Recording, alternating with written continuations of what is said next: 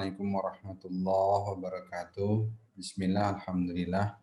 La haula wa la quwata illa billah. Allahumma shalli ala nabiyyina Muhammad wa mawalah. Sahabat sekalian, saya alhamdulillah berkesempatan untuk mengikuti talkshow Ustadz Dr. Rahnul Bahrain dan Ustadz Muhammad Abdul Twasikal seperti background yang ada di belakang saya itu talkshow tentang konspirasi COVID-19 pada hari Senin tanggal 28 Juni 2021 ya yang telah lalu. Kepada beberapa kawan di follower saya juga netizen, saya berjanji mau membuat resume ya karena durasinya itu 2,5 jam. Nah, izinkan saya Ustadz Abdul Twasikal, Ustadz Bahrain, saya membuat resume yang mungkin tidak terlalu representatif, tapi sejauh yang saya tangkap dan ini poin-poin pentingnya itu seperti ini. Dari Ustadz Muhammad Abdul Twasikal, subhanallah, beliau sangat menekankan pentingnya bertauhid. Beliau sangat menekankan bahwa kalau sudah ulama memutuskan dengan tentu pertimbangan-pertimbangan ilmiah, janganlah kita, kalau istilah beliau, mohon maaf saya sebut ini real ya, ini istilah dari beliau, OKB. Jangan jadi OKB, yakni orang kepala batu. Ya, kalau zaman dulu kan cuma dibilang keras kepala gitu. Beliau langsung nyebut orang kepala batu. Lawang ulama sudah berfatwa dengan kapasitas keilmuannya.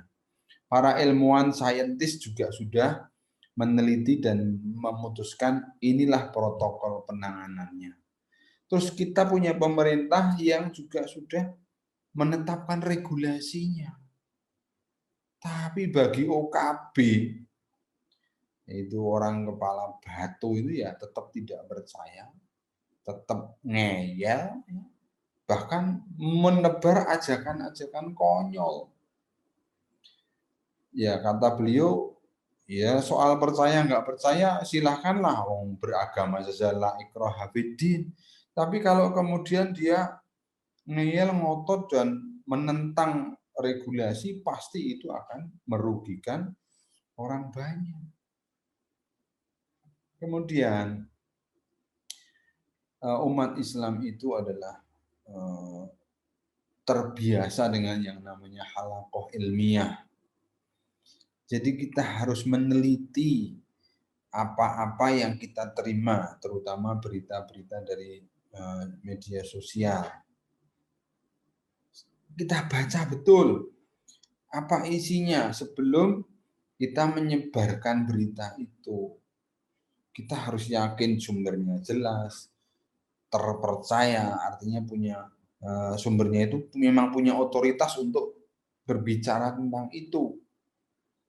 Kemudian ya ambillah dari kalangan medis, ambillah dari, kalau misalnya ada dokter ya dokter, kalau misalnya yang bicara itu ternyata dokter spesialis, itu yang dipilih. Bahkan antara spesialis itu yang khusus mendalami virus, itu yang dipilih. Bahkan di antara yang para dokter spesialis yang mendalami virus, ada yang satu terjun ke lapangan, yang satu tidak, ambil dengan sumber yang terjun di lapangan. Begitu caranya. Jadi umat Islam ini harus berada di jalan pertengahan. Artinya, kata beliau, terlalu takut menelan mentah-mentah berita yang mengerikan juga jangan. Nggak perlu. Kita memang nggak perlu takut seperti itu. Tapi sebaliknya, kemudian gegabah, abai, tidak peduli dengan ya upaya-upaya pencegahan dan juga penanganan yang benar, ini juga ya boleh dibilang yang ngawur, membahayakan, berbahaya buat diri sendiri, membahayakan bagi orang lain. Ya, kita memang tidak perlu panik, tapi juga jangan kemudian fatalis gitu. Nah, berikutnya Ustadz Dr. Rahanul Bahrain luar biasa, beliau juga menekankan kepada kita, mengingatkan lebih tepatnya, memang ada yang namanya konspirasi itu ada.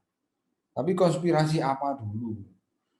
Ya, konspirasi ekonomi, misalnya memanfaatkan mumpung orang butuh masker, menimbun masker, terus dijual harga mahal, yaitu ekonomi.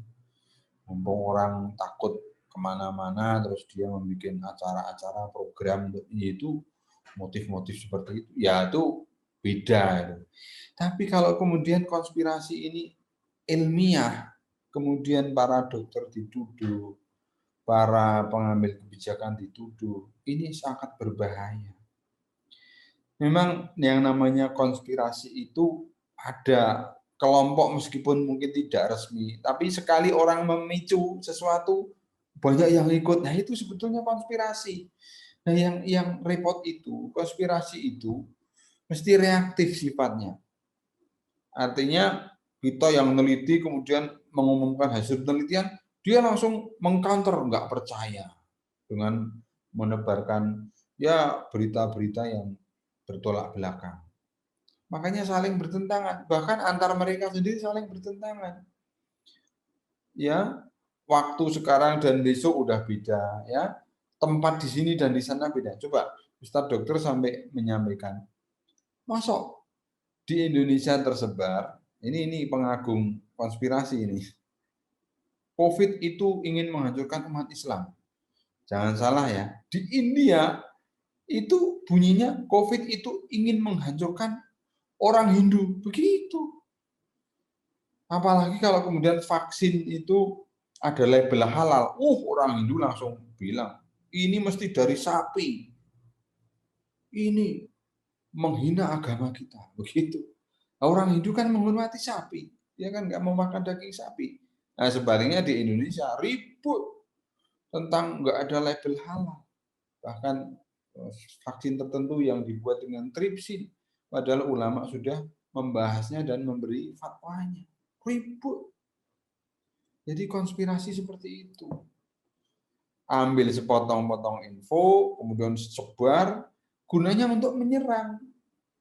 Jadi menyerang bangunan teori, bangunan ilmiah yang sedang susah payah dibangun.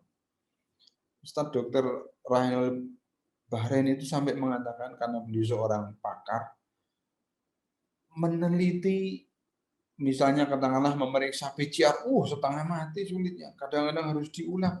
Tapi ketika diungkapkan, langsung diserang. Nah, nanti jika serangannya itu dijawab, dibantah, itu udah siap-siap dengan serangan yang berikutnya. Ini kan ya konspirasi betul kalau seperti itu. Memang maunya itu tidak taat. Nah, sahabat sekalian, biasanya kelompok pengagung konspirasi ini menyalahkan pemerintah. Nanti lama-lama menyalahkan tenaga ahli, menyalahkan ilmu. Padahal dia sendiri, mereka itu, kalau ditanya sekarang konsepmu apa? Nggak ada. Nggak ada konsepnya. Ini pokoknya reaktif saja. Coba konsep A sampai Z, teorinya menurut kamu, virus corona itu apa? Nggak bisa jawab. Malah mungkin di antara mereka mengatakan corona itu nggak ada, corona itu masih seperti itu. Corona itu flu biasa, corona itu bisa sembuh sendiri, dan seterusnya. Jadi nggak ada dasarnya mereka itu seperti itu. Tapi itu menjadi konspirasi. Terus sampai kapan, kata beliau berdua, sampai kapan kalau seperti ini terus? Ya, pandemi mau berakhir kapan? Karena istilah ini tidak ada dirijennya, tidak ada yang memberi apa namanya komando yang menyeluruh tentang ini. Nah, sahabat sekalian, berikutnya, jika masih ada yang belum percaya dengan COVID-19 ini, maka ini benar-benar bencana. Nah, sekarang begini saja. Kalau ada yang belum percaya, kata beliau, lihatlah ke rumah sakit. Saya juga sendiri, ayo tak antar. Ini masih banyak pasien. Bahkan malam ini berseliweran orang yang mencari rumah sakit gara-gara di mana-mana penuh. Kalau masih ada yang belum percaya, ya saya tidak akan kemudian mengatakan dia itu menghirup virus, ya itu konyol juga ya. No, no, jangan. Tapi begini loh, mikirnya begini. Kalau ada berita gempa bumi atau bencana apapun, terus Anda tidak terkena, masa Anda mengatakan, oh nggak ada itu gempa bumi ini, buktinya saya nggak kena apa-apa. Masa begitu? Atau misalnya ada satu dokter yang mendiagnosis satu penyakit, terus nggak ketemu, atau salah, kan bisa juga dengan satu alat, ternyata penyakitnya tetap ada, meskipun deteksinya belum ketemu. Jadi jangan gara-gara salah diagnosis atau belum ketemu penyakit terus dianggap penyakit tidak ada. Ya, penyakit itu tetap ada. Meskipun kita belum bisa menemukan, belum bisa mengatasi. Tapi kalau keyakinan nggak ada, ya kita nggak akan ada upaya. Ya, jadi demikian diakhiri pertemuan atau talkshow itu dengan ya nasihat untuk rakyat, nasihat untuk pemerintah, siapapun kita harus berkontribusi dalam penanganan wabah COVID-19 ini. Mudah-mudahan bermanfaat dan kurang lebihnya saya mohon maaf. Assalamualaikum warahmatullahi wabarakatuh.